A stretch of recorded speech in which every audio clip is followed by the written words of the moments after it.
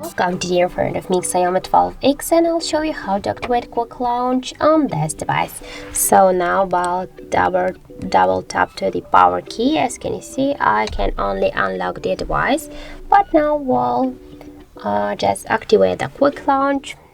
For example, we'll go into the settings, we'll scroll down to the special features, to the additional settings.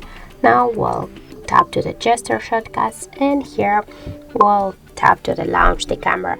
And now just to activate the quick launch, for example, to open the camera by double press the power key, we should click here once on the switcher, and now by double press to power key you can see that we'll just launch the camera app here.